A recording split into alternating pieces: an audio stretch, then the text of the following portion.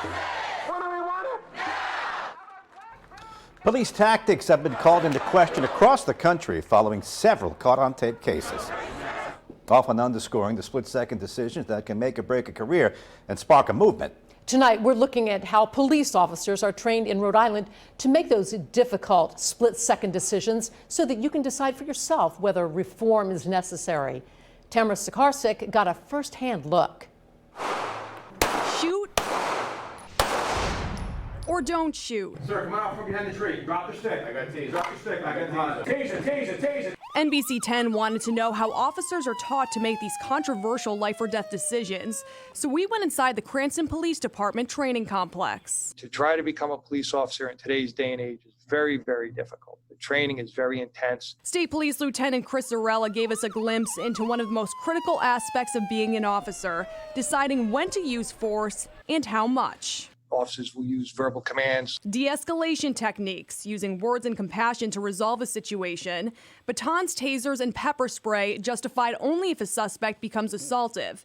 Techniques that cut off oxygen to the brain like chokeholds are banned unless there's no other option. Deadly force is used only when there is imminent threat of death or bodily harm either to the officer or to people in the area. Which brings us to the 80-hour firearms training course. Recruits go from the classroom to the shooting range to the firearms training simulator where they're tested through real-life scenarios. I stepped in myself. The first scenario, a suspect holds a child hostage with a hammer. I panicked and reached for my taser. But my partner, a real Rhode Island officer, used words to de-escalate. My photographer George joined me for the second exercise, a school shooting. This time, I hesitated, shooting the suspect too late after a child was killed. Shoot to stop the threat. It gives you a very good appreciation for just how little time you may have to react. If an officer does have to shoot, they're taught to aim for the center mass of a person's body. So police are realistically taught to shoot to kill? Police officers are shoot to eliminate the threat. URI lecturer and retired East Providence police officer Michael David says that policy's in place for good reason. We aim for center mass because that is what has the best chance of stopping a threat immediately. Since 2012, 6 suspects have been shot and killed by police in Rhode Island.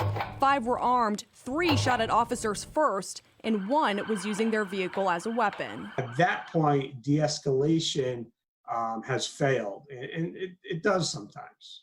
David says while use of force is part of the job, it does come with legal limits. The state's model use of force policy is constantly updated. In 2016, a provision was added requiring officers to step in if they believe another is out of bounds. That policy is under review again right now. We've got the current policy posted at turnto10.com for you to read for yourself. In the studio, Tamara Sakarsik, NBC 10 News.